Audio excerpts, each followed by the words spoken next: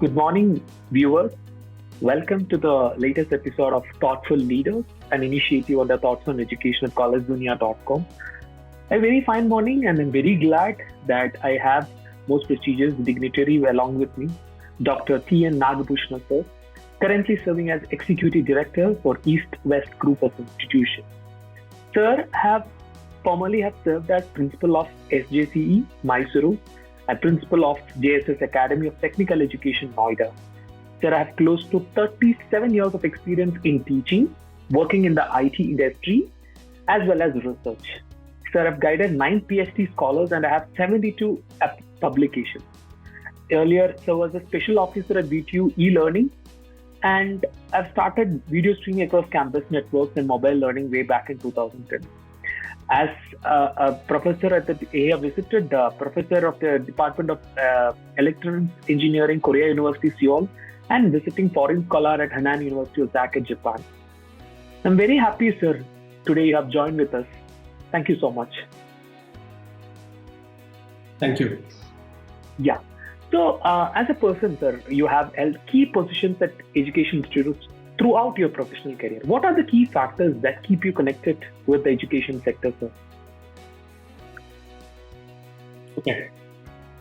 Basically, I opted teaching profession by choice. So, right in my school days, I wanted to be a teacher. Graduated in engineering from University of Mysore by securing a rank, and did my education at Indian Institute of Science, both masters and doctoral degrees.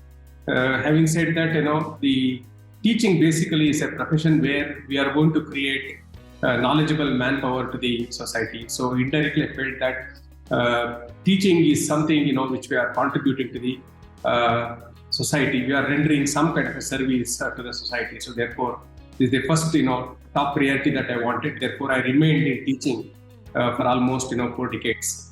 The passion, what you have asked, is teaching basically requires close connectivity with the students. You need to be connected to everyone. So your teaching is an art, how you are going to see these students' profile in a mass of 60 to 70 students, and how you can really deliver so that they can acquire the necessary skills and then do best actually in the profession wherever they are going to join. So it offers a lot of challenges. I have seen these challenges throughout my teaching profession and also as well as administrator. So because things are changing very fast, especially in the technical education, so you need to really keep abreast of the tools and technologies and the requirements of the industry and the society at large at global level. Keeps you engaged always. The second component is the research. If you want to be a passionate teacher, you need to be a good researcher too. So basically, research is also another important component that helped me to remain this profession. Even today, I really enjoy teaching. Correct, sir. Sir, currently being the Executive Director of East-West Group of Institutions, what is your philosophy of leadership? How do you describe your leadership style, sir? See, leadership, especially in education, is different from the leadership that you see in other segments of professional, careers. Leadership is basically, the one who is able to envision the education at present and want to see how actually the education is just changing gradually over the period of time, and how you can really deliver your academic leadership to the next generation by appropriate policies and also engaging the people. So that basically defines the leadership here. It is unlike other administrative skills where you sign and go. It is not something like that. You need to be a good administrator. More than that, you need to be a good academician. So educational institution leadership is totally different from others, where you need to have a freedom. And if you have a freedom, then you can always look at how the education system is basically undergoing changes over the years at global level, at national level, and what do you see the policies of the government from time to time, and develop appropriate policies and engage the next generation leadership under your control, so that these things are translated into realities. So I enjoy doing it here in the East-West Group of Institution here. Okay, great, sir. Sir, as a person who have been into abroad universities and all, the education system in India and foreign countries are structured very differently. So, in your experience, what can inbound students gain from studying here in your institute?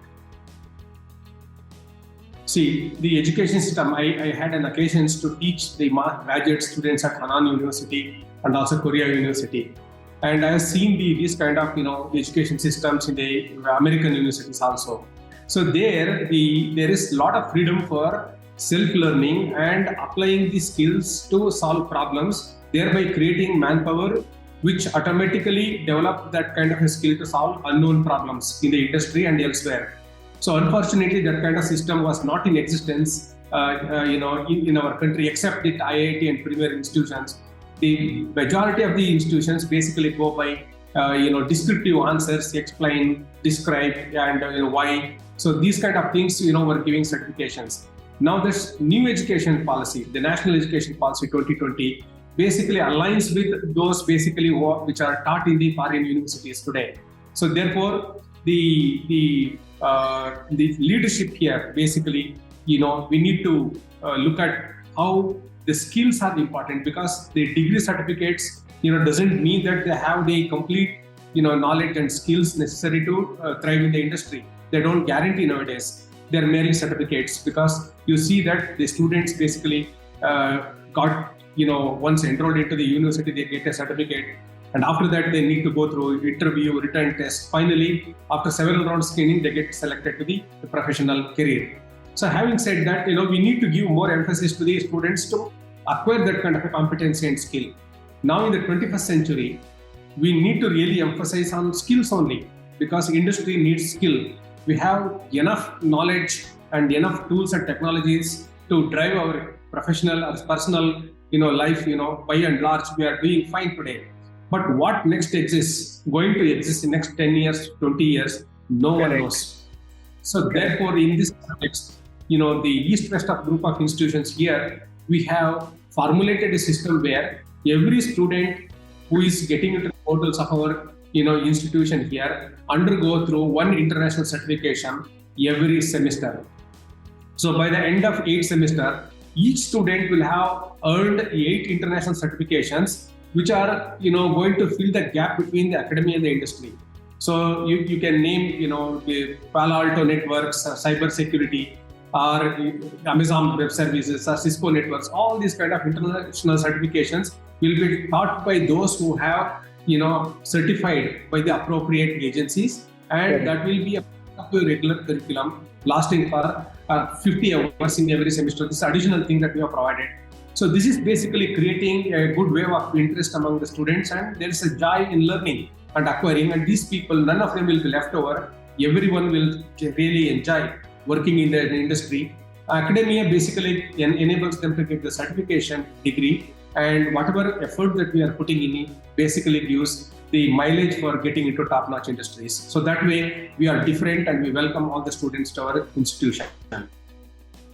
Superb, sir. Superb. Great visionary, actually, because India needs more skilled people coming to the system. So, coming to the last part of the questions, what do you think should be the East-West group of institutions' top priority over the next 10 years? The next thing, we are a conglomerate of several, colleges here. Like we have paramedicals, and we have management, courses, and we have engineering and first grade colleges, and all these is a conglomerate of. So we want to be a good university, aligning with the policies of the NEP 2020. So we want to be a large multidisciplinary university, and we want to ensure that the students can opt, any course of their choice, so that they can get the necessary skills. So we want to train the students to acquire skills in every possible domain. And having said that, we want to have good faculty members who are passionate, and we want to compensate them the best in the industry. And over a period of time, there should be a group of students from different disciplines joining together to evolve new products which are useful to the country. So therefore, multidisciplinary approach is the main mantra, and empowering the faculty members to get higher order cognitive skills is another important step that we are taking. And we want to have several startups, where students generate the idea, and best ideas are always, funded and also encouraged by the, institutions in a separate facility, where we are going to see a lot of products are basically emanating at the institution level. So the ranking and rating of the institutions in future depends on what kind of multidisciplinary activities that you are engaged in, and how many ideas are generated, and how ideas are getting translated into some kind of pilot which are useful to the system. So this is how basically we are planning at this point of time. It is still at nascent stage. We are evolving in a vision for our institutions. Okay. Great, sir. Great. Really wonderful interacting with you. Very thankful for joining with us, sir. Thank you so much. Thank you. Thank you very much. Thank you.